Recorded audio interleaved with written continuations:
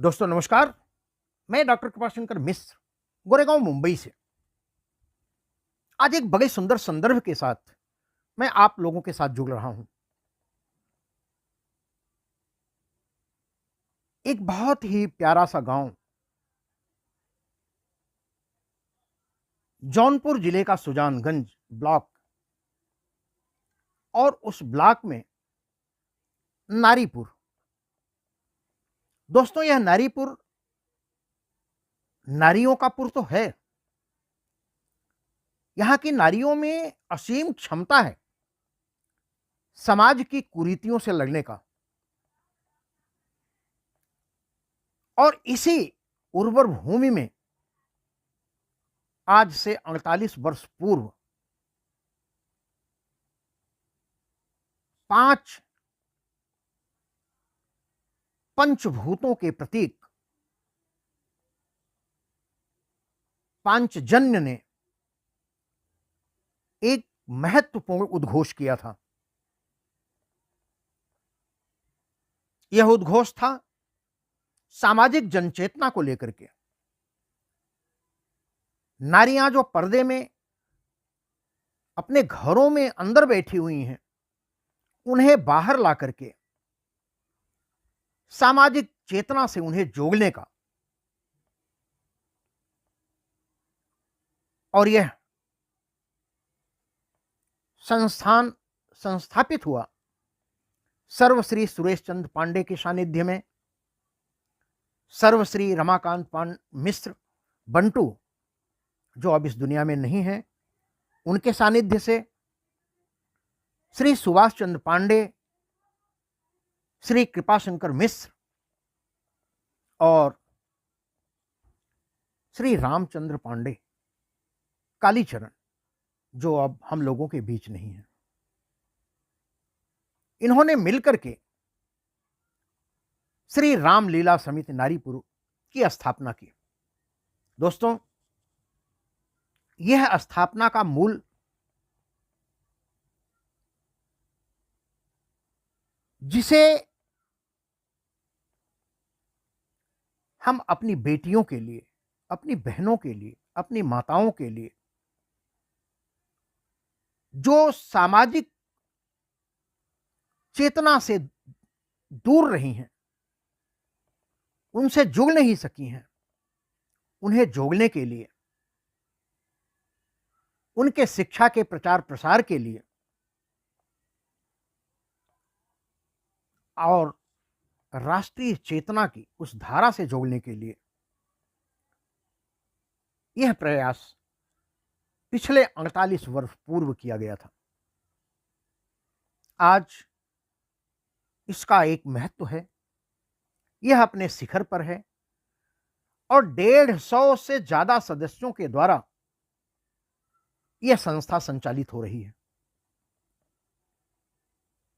तो मैं इसी संदर्भ को लेकर के आता हूं आपके साथ, आपके पास,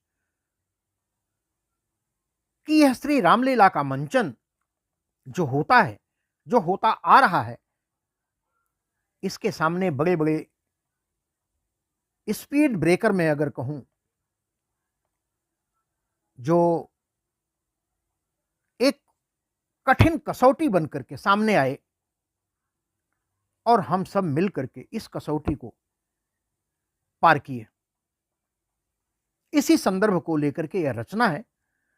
और आप सभी जानते हैं एक साहित्यकार जो समाज का चिंतक होता है और वह अपने चिंतन से समाज को एक नई दशा और दिशा देने का प्रयास करता है। तभी तो शायद कहा गया था कि साहित्य समाज का दर्पण होता है। वह दर्पण आपको दिखाते हुए मैं लेके चलता हूं नारीपुर के उस गांव में, जहां अभी अभी दीपावली के शुभ अवसर पर रामलीला समाप्त हुई है। दोस्तों यह रचना अपने आप में कितनी महत्वपूर्ण है मैं नहीं जानता, लेकिन उस रामलीला से जब ये जुड़ती है, उस राम के चरित्र से जब जुड़ती है, तो मैं ऐसा मानता हूं कि यह अपने आप में अद्भुत हो जाती है, असाधारण हो जाती है और अभूतपूर्व हो जाती है। तो मैं लेके चलता हूं आपको इस रचना के माध्यम से। आप जुड़िए और आनंद लीजिए।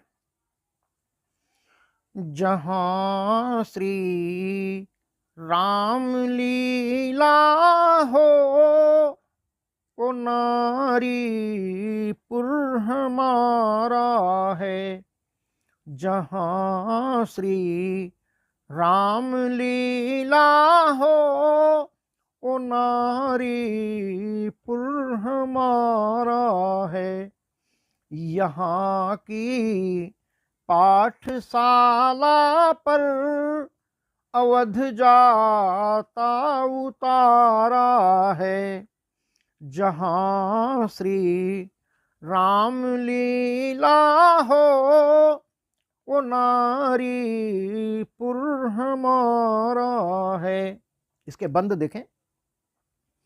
यहाँ मंचित समिति करती, चरित श्री राम रघुबर का।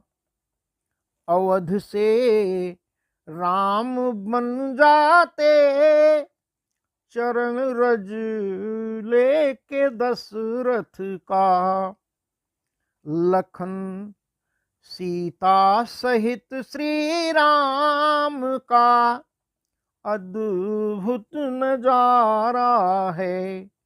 जहाँ श्री राम लीला हो, वो नारीपुर हमारा है। हमारी पहचान, अपनी पहचान, हमारे जन्मभूमि की पहचान नारीपुर।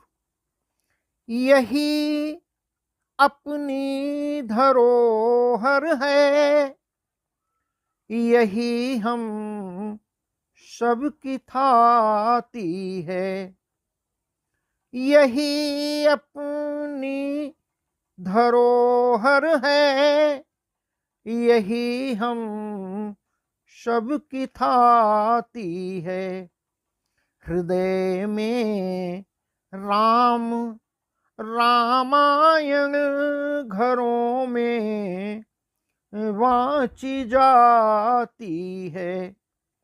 घर घर राम का मंदिर है, घर घर राम का मंदिर। सभी को राम प्यारा है। जहाँ श्री राम लीला हो, वो नारीपुर हमारा है। समिति श्री राम लीला की महाउत्सव मनाती है। हमारे संस्कृति का दीप घर घर में जलाती है। हमारी आस्था चिंतन की प्रस्तुति गांववारा है। जहाँ श्री राम लीला हो, वो नारीपुर हमारा है। जहाँ बच्चे बड़े बूढ़े, पुरुष महिला का मेला है। यहाँ मर्यादा का संगम, नहीं कोई झमेला है। मगर श्री राम का आदर्श प्राणों से भी प्यारा है। जहाँ श्री राम लीला हो, वो नारीपुर हमारा है। ठीक दीपावली के बाद अमावस्या जैसे ही समाप्त होती है, उसके अगले 3 दिन तक यह रामलीला संपन्न की जाती है। अंतिम बंद देखें। यही आदर्श रघुलीला, जो नारीपुर में होती है 48 बरस पूरे अमावस बाद होती है। ये होती 3 दिन अद्भुत, ये होती 3 दिन अद्भुत, समय 9 से ही 12 है। ये होती 3 दिन अद्भुत, समय 9 से ही 12 है। जहाँ श्री राम लीला हो वो नारीपुर हमारा है। यहाँ की पाठशाला पर अवध जाता उतारा है। जहाँ श्री राम लीला हो वो नारीपुर हमारा है, वो नारीपुर हमारा है। जय श्री राम। बहुत बहुत धन्यवाद आप सभी का। आप लोग अपनी प्रतिक्रिया से जरूर हमें अवगत कराएं। जय हिंद, जय भारत, शुभ रात्रि।